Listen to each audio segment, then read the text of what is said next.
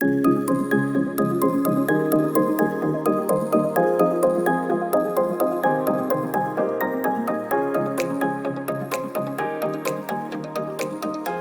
garsus politikas, tuometinis aukščiausios tarybos pirmininkas Česlovas Juršėnas pasikvietė mane ir pasakė, kad Audriau, viskas labai gerai su tai, mes kolegos, žurnalistai, bet gal jau reikia tau krautis lagaminą ir palikti aukščiausią tarybą. Na, mes bendrų sutarimų, aš supratau, kad vis tiek nebus bendro darbo su nauja dauguma, tai yra buvę komunistai. Na ir išėjau į, kaip sakant, į laisvą pasaulį. Ir turėjau įvairių ten sumanimų, bet vis tik tai apsistojau po tam tikrų bandymų kitų veiklų, bandyti įkurti viešųjų ryšių įstaigą, agentūrą.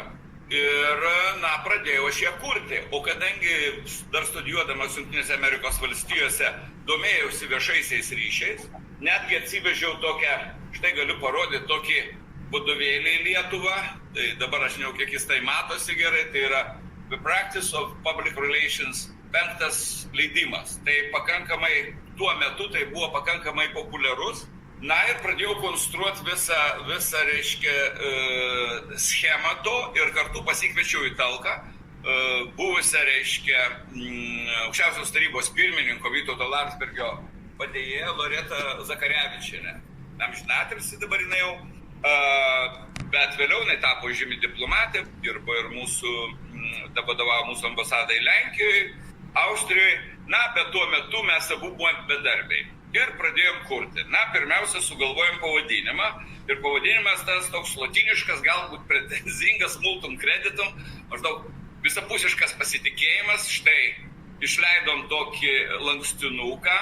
Jis yra anglų kalba, kadangi mes pirmiausia orientavomės į anglų, reiškia, auditoriją, angliškai kalbančią auditoriją.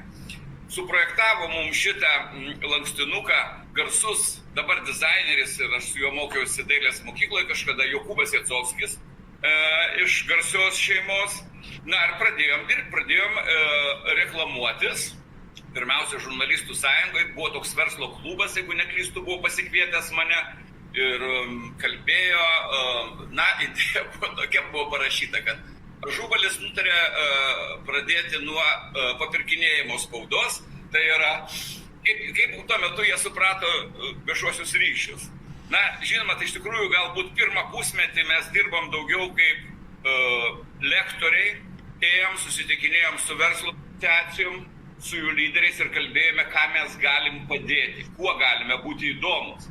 Ir čia reikia pasakyti, kad iš tikrųjų irgi jau į Anapilį išėjęs tuometinis Pramonininkų konfederacijos prezidentas Bronislovas Lubys pagavo esminę mintį.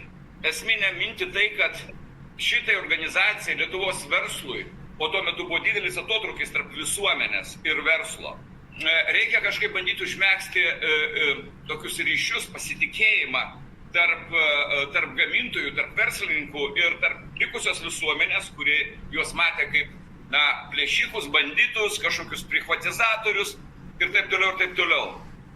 Na ir tas pirmas toks buvo užsakymas, jeigu neklystu, tai lietė visą Pramonininkų konfederaciją ir buvo mano idėja, kad reikia kurti kampaniją, kuri padėtų Lietuvos verslo gaminiams, būti priimamiems lygiaverčiai Lietuvos rinkoje taip pat kaip ir prekės iš užsienio.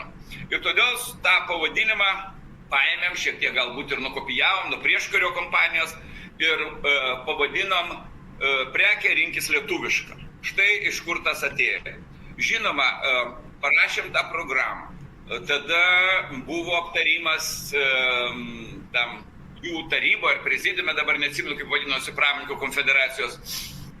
Buvo daug ginčų, daug kalbų, kas čia yra, ir aš atsimenu, dabar jau galiu apie tai kalbėti, Lentvario tuometinio kilimų fabriko vadovė sako, tai palaukit, tai gerai, o kaip šitoj programoje atrodysime mes, kur mano kilimai? Vėl reikėjo aiškinti, kad čia ne apie kilimus, čia apie požiūrį visuomenės į lietuvišką verslą. Na ir iš tikrųjų mes tą suorganizavom, verslininkai paėmė, tada buvo surengta didelė, berods pirmoji tuometinėse Litexpo, jeigu neklystu, ar sporto rūmuose, jau dabar negaliu pasakyti, paroda lietuviškų prekių ir vadinasi jisai prekė rinkis lietuvišką. Na, taip ir prasidėjo tas mūsų ėjimas. Aišku, galiu pasakyti, kad iš tikrųjų tai nebuvo lengvas pasivaikščiojimas, nes stereotipų buvo daug. Bet žinoma, kažkaip galbūt tai, kad per tuos keletą metų, mes vis tiek dirbdami aukščiausioje taryboje pažinojom nemažą žmonių iš verslo, aktyvių žmonių. Tai todėl ir teko tokie užsakymai ir ėjau siūlytis, žinoma, kalbėjau, aš atsimenu tai pas Romualdą Visokavičių, jis 2 metų buvo Lietuvos banko vadovas.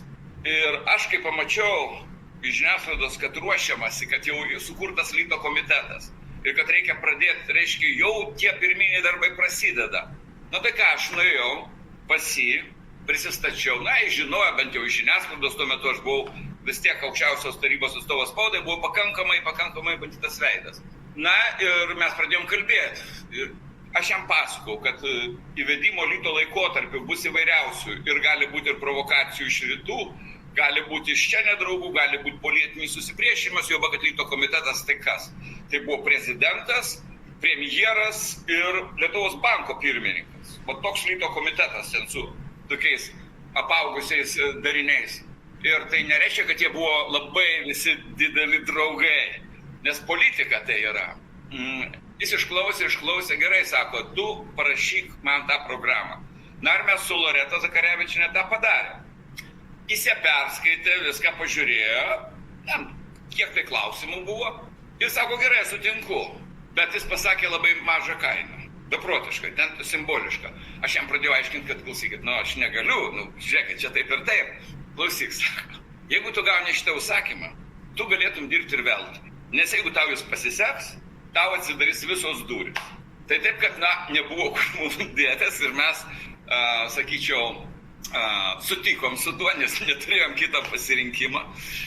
Ir rezultatas toks, kad Romualdas Visokavičius yra, aš tikiu, kad ir dabar jis išlaikė tas savybės, jis puikus komunikatorius.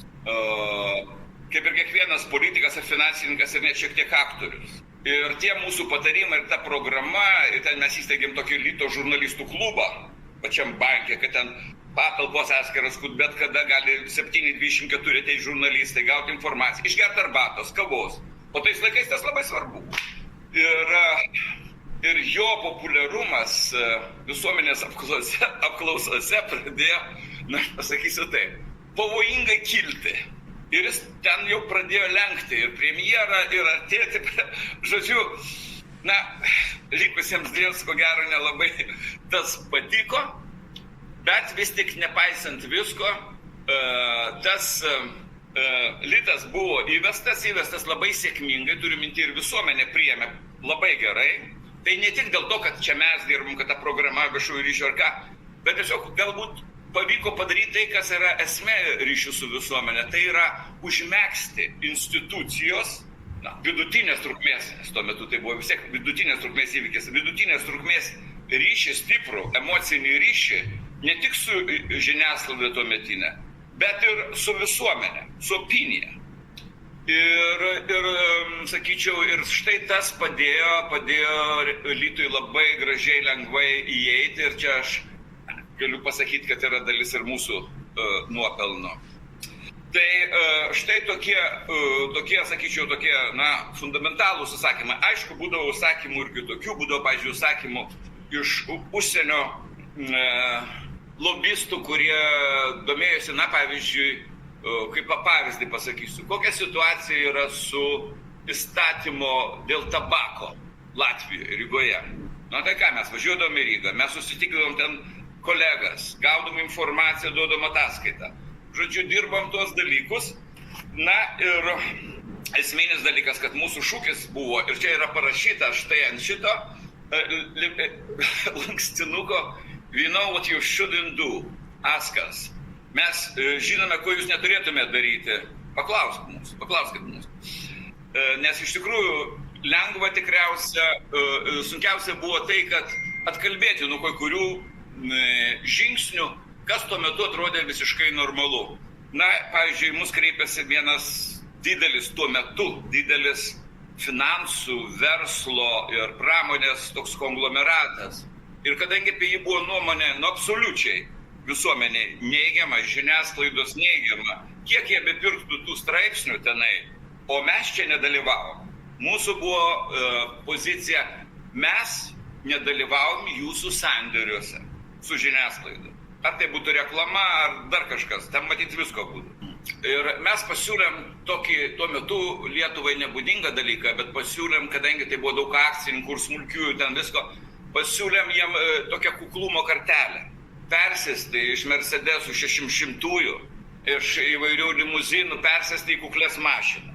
Važiuoti neapsirengus nedėvintų tuo metu elektrik spalvos kostiumų prabangių ir gėlėtų kaklaraiščių, bet tiesiog rengtis, sakyčiau taip, paprastai, tvarkingai, gražiai.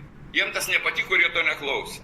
Dar daugiau, prieš sumokant, jie priėmė tą programą, bet atsisakė mūsų pasiūlymų, nes matematų, kaip padarai, parašai programą, o paskui ar klientas paima ir gyvendina pats, arba tave pasamdo. Jie atsisakė mūsų įgyvendinimo paslaugų tos programos, bet prieš įskaitant pasiuntė savo vieną žmogų, gal ne specialiai, bet buvo gal verslo kelionė, Jungtinės Amerikos valstijas, surado kažkurią panašią kompaniją, kaip aš suprantu, ir pateikė tą programą.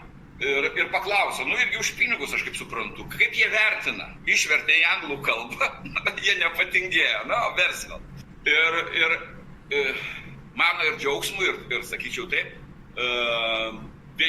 pasakė, kad viskas čia gerai, programa gera, išskyrus vienas dalykas, vienas priekaištas, profesionalus, kad joks ryšių su visuomenė konsultantas negali užsakovui pateikti tokios išsamios, pagrindžiančios ir paaiškinančios programos.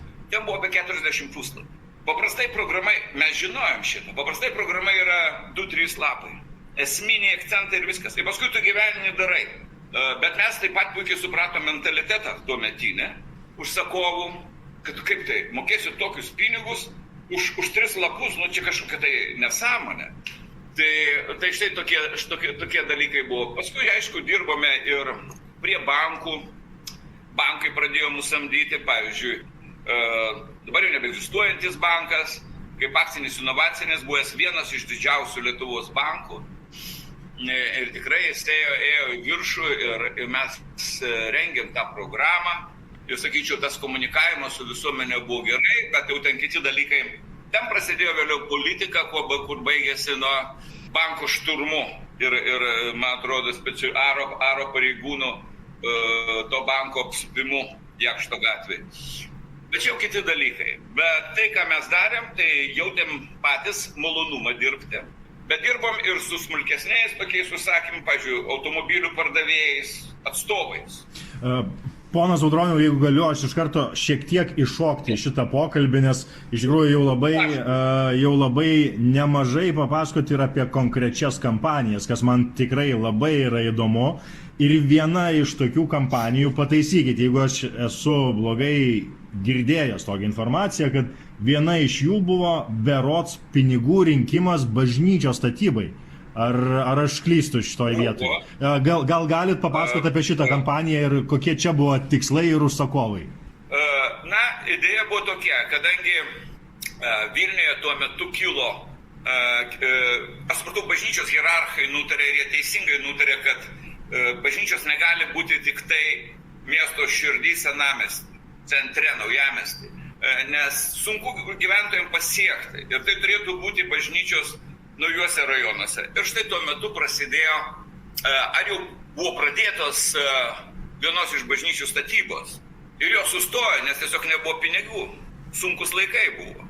Projektas architekto garsaus ir tikrai viskas tvarkoja. Tada aš nuvykau pas energingą kleboną ir papasakoju jam, kad čia galim pabandyti pradėti rinkti pinigus tuos, parengti akciją. Juoba, kad aš buvau girdėjęs, nes mes vis tiek tuo metu domėjomės. Ir mes žinojom, kad tuo metu vyksta kompanija Romoje pastatyti, dabar nesimenu kokiam religiniam jubiliejui, 50 bažnyčių miesto priemiesčiuose. Nes Roma panaši situacija, visos bažnyčios tuo metu buvo daugiausia koncentruojamas senamiesty, širdyje. Ir aš pasakiau, kad čia labai normalu įtraukti visuomenę. Tai būtų buvęs, sakau, pirmas toks rinkimas. Klebonas sutiko, mes pasirašėm sutartį ir mes parengėm programą. Ir ten buvo, sakykime, tokie sumanimai, pavyzdžiui, kaip pavyzdį galiu pasakyti, dabar jau galiu pasakyti, kaip pavyzdžiui, Lietuvos kamerinio orkestro vakarinis koncertas prie statomos bažnyčios, bet koncertas su atlikėjais, su vokalu ir būtent, kur būtų buvę tam tikri religiniai motyvai. Ir kadangi tai būtų buvęs toks pirmas aukų rinkimo, sakyčiau, atvejis Lietuvoje, tai mes tikėjomės, kad tai būtų ir neblogas rezultatas. Na ir daugiau ten mes sudėjom įvairių dalykų, kaip fundatoriai, kaip mes daug ką paėmėm iš egzistavusių viduramžių laikų. Čia, tarp kitko, jeigu tai pasižiūrėt, nieko labai naujo. Ir turiu pasakyti, kad iš tikrųjų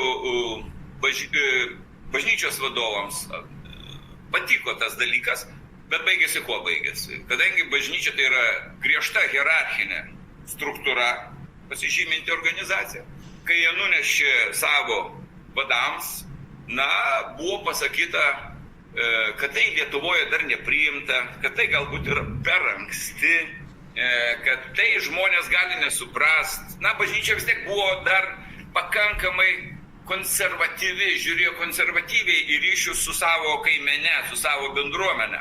Ir mane tas labai nuvylė, dėl to, kad aš tikrai, sakyčiau, tikėjau šituo. Nes kartais darai užsakymą, darai todėl, kad reikia gyventi. Bet čia ta programa iš tikrųjų, jinai buvo gera, aš bent taip drįsčiau tvirtinti. Bet jinai taip ir liko, negyventinta. Šitoj vietoj man tiesiog ateina į galvą toks vienas klausimas, šiek tiek keliais žingsniais žengiant atgal apie patį supratimą ryšių su visuomenė ir komunikacijos. Tuo metu aš įsivaizduoju, kad jis buvo, jeigu ir toks egzistavo, tai jis buvo labai toks, sakykime, paviršinis, tai yra vos neprilyginama reklamai ir taip toliau. Gal šitoj vietoj galėtumėt šiek tiek plačiau papasakoti, kaip tuometinė visuomenė ir netgi konkrečiai jūsų klientai suprato ryšius su visuomenė? Ką tai reiškia jiems tuomet? Tikriausia, prabėgo daug laiko, bet tikriausia pats paprasčiausias atsakymas būtų, kad apie mane gerai rašytų žiniasklaida ir gerai kalbėtų per televiziją. O jeigu aš jau kažkur įklimpau, tai kad apie tai nerašytų ir nekalbėtų. Labai taip paprastai. Tai jeigu jūs to negalite užtikrinti, pavyzdžiui, ateina žmogus pakankamai kontroversiškas, kaip asmenybė, tai mes sakom, kad tai yra ilgas darbas, kad reikia, kad negali per dieną ar per dvi pakeisti visuomenės nuomonės, naudodamas kažkokius tai spekuliatyvius dalykus, tai turi būti tavo gyvenimas. Nes ryšiai su visuomenė kuo skiriasi nuo propagandos, todėl kad jie ryšiai su visuomenė, mano giliu įsitikinimu, dirba su teisinga informacija. Su tiesa, jeigu taip labai patetiškai pasakyti. Propaganda manipuliuoja informaciją, kažką nutyli, kažką tai iškelia, kažką šiek tiek padailina, kažką nuima kokį skaičiuką. Tai čia yra jau propaganda. Ir kai tokiam žmogui aiškindavom, kad, žiūrėkit, reikia metų, čia mažiausia, tai neturi būti toks spontaniškas, kad štai vieną dieną atsikėlė ir jisai praregėjo. Tai dažniausiai žmonės sakydavo, ne, ačiū, supratau, ne. Jeigu jūs negalit man duoti rezultatą rytoj, tai nelabai ką aš tada galiu jums ir reiškia, jokio užsakymo duoti. Tai štai buvo toks ir dar kita vertus buvo tam tikras ir, kaip aš jau sakiau, iš žurnalistų, toks neigiamas dalykas, tai čia jūs būsite tie tarpininkai, kurie nešiosit pinigus. Irgi tas buvo. Bet kadangi tokių dalykų mes nedarėme, tai buvo griežtai iš pat pradžių nukersta, tai jie ko gero suprato, kad tais laikais, ko gero, geriau tiesiai pas vyriausiąjį redaktorių ir kalbėti su juo, mūsų aplenkia. Tai štai tokie, sakyčiau, buvo tie pirmieji žingsniai,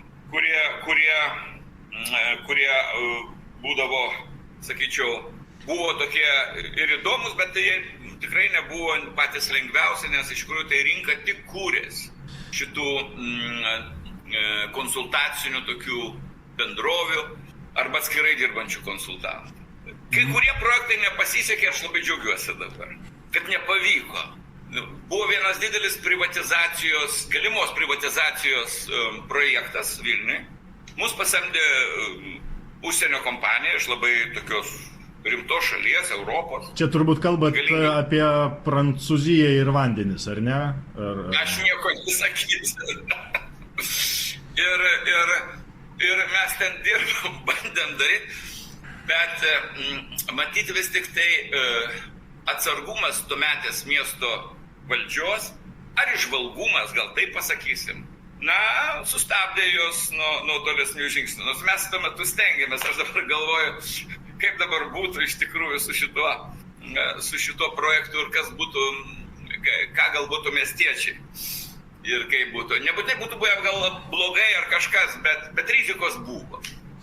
Man labai įdomus ir techninis agentūros įkūrimo aspektas. Kaip tuomet atrodė kasdienis darbas? Jūs užsiminėt ir va čia jau pačioj pradžioj mūsų pokalbio buvo keletas vardų kolegijų, jeigu tiksliau jūsų tuometinių paminėta.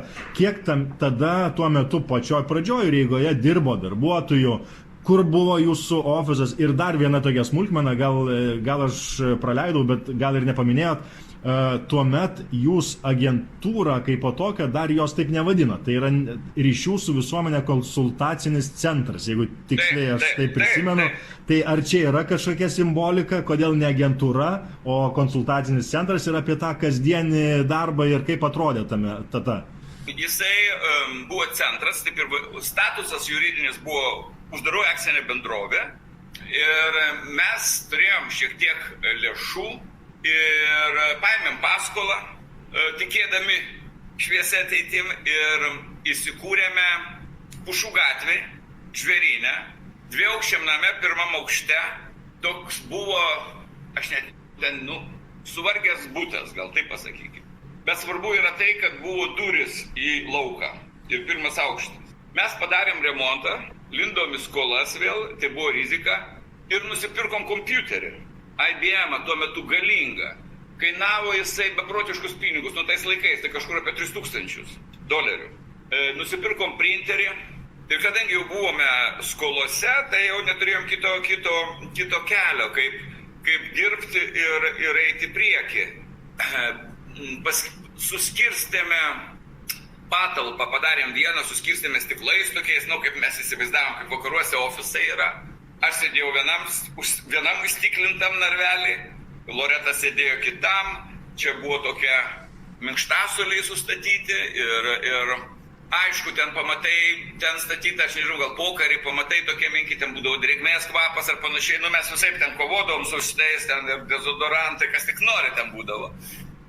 Bet kažkaip tas atrodė pakankamai gerai.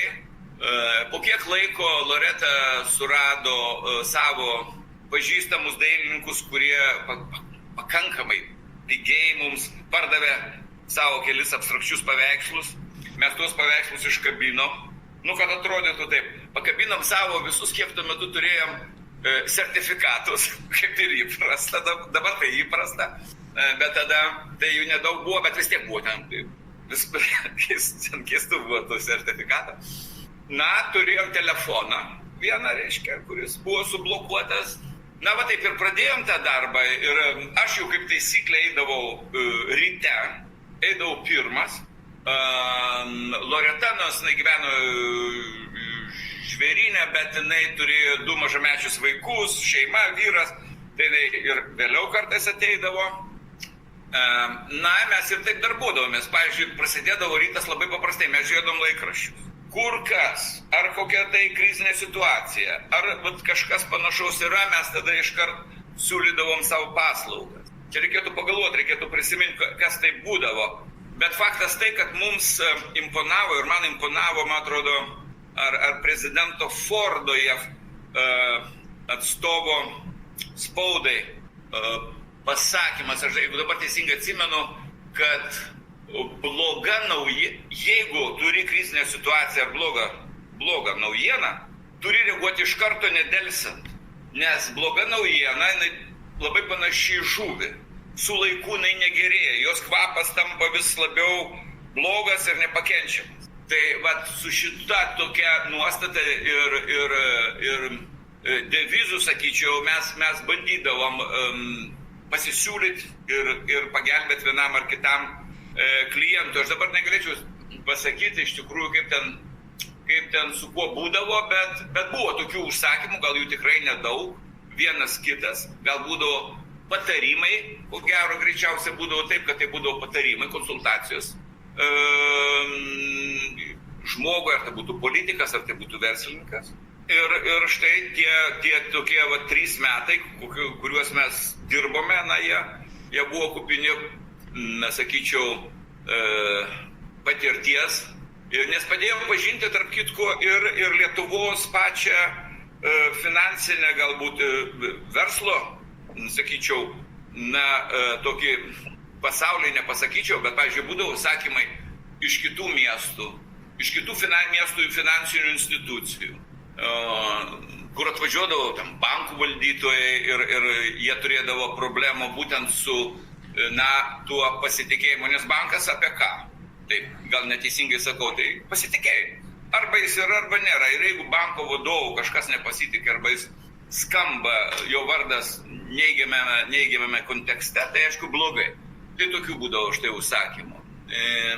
Ko nebūdavo ir nesikreipdavo niekuomet, tai bet gal taip ir turėjo būti, nes kultūros žmonės paprastai nėra pasiturintis. Tai būtent iš kultūros sferos. Pas mus kaip ir jų nebūdavo ir tokių užsakymų. Na, tiesingai, vienas kartas buvo, kreipėsi iniciatyvinė grupė ir tai buvo viena. Ir pasikvietė mane, bet entuziastai tikrai šventi žmonės ir išeiviai ir čia vietoj. Ir pasiūlė dalyvauti renkant lėšas medininkų pilies atstatymą. Ir iš tikrųjų, kadangi aš visą laiką domiuosi istoriją ir man čia tas yra labai artima, aš tikrai iškart pradėjo smegenys suktis. Bet blogai tai, kad jie įsivaizdavo, gal, žinot, atvykusiems vakariečiams gal kitaip. Sako, palaukit, tai ką jūs pinigų prašysit? Taip nuoširdžiai mums. Sakom, bet klausykit, mes gyvenam iš to. Tai jūs negalit prisidėti prie tėvynės, reiškia, istorinių paminklų išsaugojimo, atkūrimo, atstatymo. Mes sakom, neturim lėšų tam. Mes negalim, tiesiog dėl to, kad neturim. Mūsų sąskaitos yra labai kuklios.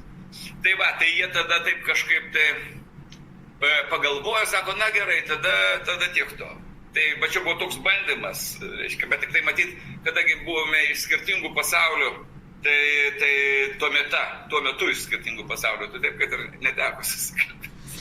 Ponas Audroniau, aš dar noriu, beklausant jūsų, norisi paklausti, kaip atrodė ryšių su visuomenė rinka tuo metu. 93, 4, 5 metai, ar jūsų konsultacinis centras ar agentūra buvo vienintelė, kuri teigia tokias paslaugas, ar buvo kažkokių tai dar konkurentų, ar reikėjo stengtis ir konkuruoti dėl klientų tuo metu? Ne, ko gero pagrindinis iššūkis buvo gauti klientus, įtikinti, kad tokia veikla yra prasminga, reikalinga ir jiem gali būti naudinga. Kiek menu, tikrai galiu galbūt klysti, tai tada atsiprašau, bet nebuvo konkurentų tuo metu. Ir svarbiausia buvo tikrai, tie 3 metai tai buvo didelė dalis ir edukacijos. Tiesiog mes važiuodavom, veždavomės literatūrą, rodydavome, aiškindome pavyzdžiais. Lietuvos mažiausia, todėl kad iš tikrųjų tai jų nedaug ir buvo, bet tiesiog galbūt iš vadovėlių šitų viešųjų ryšių. Dar buvo vienas labai įdomus momentas, aš dabar neatsimenu, kaip tas vyko. Kažkokie ryšiai ir kanalai atsirado ir mums reikėjo su Jungtinėmis Amerikos valstijomis padirbėti. Ir tikrai nepasakysiu dabar, tai jau geriau ir nefantazuosiu, bet atsirado berods Filadelfijoje ir Bostone, aš šalia čia vieną prieš kito, lietuvių kilmės viešųjų ryšių agentūros vadovė Krista Bart. Mes susirašinėjom viską, jinai teikė tam tikras konsultacijas. Aš neatsimenu, buvo kažkoks projektas ar ne, ir paskui jinai pasakė, žiūrėkit, jeigu norit, aš vieną asmenį iš jūsų, arba Loretą, arba mane, aš pasirengusi priimti, kažkiek edukuoti, mėnesį kokį, gal mažiau, gal 3 savaitės. Nu ir mes su Loreta rimtai pakalbėjom ir jinai sako, tada jinai išreiškė norą važiuoti, sakau, labai gerai. Nes aš kažkaip, nežinau, kažkaip aš nerodžiau didelio. Ir jinai nuvažiavo ir iš tikrųjų jinai atsivežė po to, irgi labai daug gražių idėjų, žinių. Paskui, kiek atsimenu, šita garbi ponia tapo ir mūsų garbės konsulė berods. Jeigu neklystu, Bostone, bet čia galiu klysti. Tai va, tai iš tikrųjų mes ir šiek tiek ir mokėmės tam tikrų ir sekėme tam tikras naujienas, nes vis tik norėjome įsitvirtinti. Na ir paskui įvyko tai, kas įvyko, ko gero, tai gyvenimas pasisuko kitaip, kadangi iš tikrųjų mes gyvenom, kaip pasakyti, įstaiga nebuvo pasiturinti. Kartais būdavo taip, kad mes gaunam užsakymą, galingą užsakymą, mes nueinam, netgi kokį gerą restoraną, pasiimam vyrą ar žmoną ir mes visi keturi reiškia, vakariniam ir kuriam planus čia didžiausius. Tas užsakymas baigėsi ir paskui reikia vėl ieškoti žiūrėti. Žodžiu, tai būdavo, sakyčiau, toks su pertraukiais. Ir todėl Loreta vieną dieną man pasakė, sako, Audriau, žiūrėk, yra taip ir taip. Tas ir tas man siūlo darbą irgi su informacija, bet šiek tiek kitokio pobūdžio. Ir aš žinau, tas žmogus šaunuolis, nes mes visi, kai išėjom iš aukščiausios tarybos, tai daug kas išėjo ir iš Garsijoje Skučo apsaugos skyriaus. Ir tas žmogus įsteigė tam tikrą informacinių technologijų bendrovę, vieną iš tokių pirmųjų. Ir žinoma, visai kiti pinigai, kiti dalykai. Ir ką, tada jinai išėjo, tada aš ieškojau studentų pažįstamų. Ir aš dirbau su keliom studentėm ir visai buvo viskas taip tvarko. Aišku, jau nebuvo to tokio, sakyčiau, vis tiek jaučiausi, kad su Loreta būdavo tai, kad mes kaip kolegos pasitardavom, nes jinai jau turėjo tiek tam tikro pramokusi šito viso amato ir šiek tiek aš. Ir atėjo 96 metai. Ir tada aš gavau pasiūlymą iš buvusių kolegų politikų, kad ar nenoriu tu kartais grįžti į tuos vandenis. Ir dabar, kaip aš žiūriu, žinoma, aš būčiau elgęsis kitaip, aš būčiau pasamdęs, nes jų vardas buvo šioks toks, bet jis buvo jau. Būčiau pasamdęs keletą žmonių, būčiau, aišku, savo tas akcijas sustabdęs, jeigu ten buvo. Ir jie galėjo dirbti, aš būčiau kas nuo karto pakonsultavęs. Žodžiu, tai būtų veikla sukus. Bet ar aš neturėjau tikėjimo, kad man pavyks rasti tokius žmonės ir aš tiesiog uždariau tą kompaniją. Tai šiek tiek ir liūdna, bet įvyko kaip įvyko. Tai turbūt čia yra natūralus verslo ciklai, kurie susiję irgi su gyvenimo situacijom ir taip toliau. Viskas su tuo yra suprantama ir normalu. Man pabaigai visiškai aš galvoju jūsų beklausydamas dabar, kad ir iš šono turbūt, jeigu klausys ar skaitys šitą mūsų interviu komunikacijos, tarkim, specialistai, jie girdės, atrodo, tokių ir sunkiai palyginamų su šiom dienom dalykų. Bet man, beklausant, yra labai daug tų pačių aktualijų, kas ir dabar yra komunikacijos rinkoje. Sudėtinga rasti klientus, įtikinti, kas yra ryšiai su visuomenė ir taip toliau, ir taip toliau. Kiek jūs, ponas Audroniau, dabar dar bendraujat, ar turit kažkokio kontaktą su komunikacijos, ekspertais, specialistais ir taip toliau? Ir jeigu turit ar neturit, ne taip svarbu, kaip jūs įsivaizduojat ir kaip matot, kokie yra esminiai skirtumai. O gal yra daugiau panašumų vis dėlto išlikę su dabartinė rinka komunikacijos? Tikriausiai pagrindinis dalykas, čia nieko naujo nepasakysiu, tai yra komunikacijos greitis. Jeigu anksčiau mes turėdavom sureaguoti, porą dienų, pavyzdžiui, įsivaizduojam, įvyksta kažkoks įvykis ir jis įvyksta šeštadienį. Tai tu žinai, kad tu turi šeštadienį, turi sekmadienį ir dar klausimas, ar pirmadienį dar atsiras kokiam laikraštį ir ar agentūroje, eltoj. Tai tą turėjom, tokią prabangą. Dabar tokios prabangos nėra. Dabar šiandien tiesioginių laikų pasakė, tiesioginių laikų išėjo. Ir aš manau, kad dabar komunikatoriam yra sunkiau žymiai, Aš taip galvoju. Bet kita vertus, yra daug platesnės galimybės sukurti tam tikrus informacinius fonus, tam tikras informacinės kampanijas ir vienu metu tu gali tiesiog apriepti žymiai didesnę auditoriją. Čia net kalbėti nėra ką. Tai šiuo atveju aš manau, čia didžiausi pokyčiai, kas nesikeičia, tai žmogus. Žmogus nesikeičia. Taip pat daromos klaidos, taip pat veši arogancija, taip pat visos silpnybės ir visos darybės, jos yra tokios pačios. Visuomenė nelabai pasikeitė jos gyvenimo būdas, ritmas, bet aš manau, kad ir tada, ir dabar buvo ir atjautos, buvo ir susvetimėjimo. Tiesiog nesu sociologas ir man dabar sunku pasakyti, kaip pati ta struktūra visuomenės labai pasikeitė, bet aišku, galbūt sumažėjo, kaip nebūtų skambėtų, sumažėjo valstybinių institucijų įtaka. Jeigu kažkam, tai aš pasakyčiau, kad dabar kokiam verslininkui sakytų, ne, jie vis tiek čia mokesčių inspekcija, čia kontrolė, čia dar kažkas. Bet aš atsimenu tada, kad valstybinė institucija turėjo tam tikrą statusą, jis buvo šiek tiek kitoks. Dabar viskas sužemėjo ir dabar aš manau žmonės jaučiasi laisvesni ir aš manau tai nėra blogai. Žmonės jaučiasi savarankiškesni ir šiek tiek atsitraukia labiau nuo valdžios. Tai šiuo požiūriu aš matau štai tokius pokyčius, kad žmonės tapo savarankiškesni, tas valstybės globa, tas paternalizmas, jis kažkaip dabar galbūt liečia daugiau tuos pačius mažutėlius didžiausius, tuos labiausia visuomenės paraštėse stovinčių žmonės, ar tuos, kuriems nepasisekė labai. O štai, sakykime, ta vidutinė klasė, kurios tuo metu tikrai nebuvo, jinai dabar pakankamai jaučiasi savim pasitikinti ir kartais net, pasakyčiau, iki kvailumo kartais.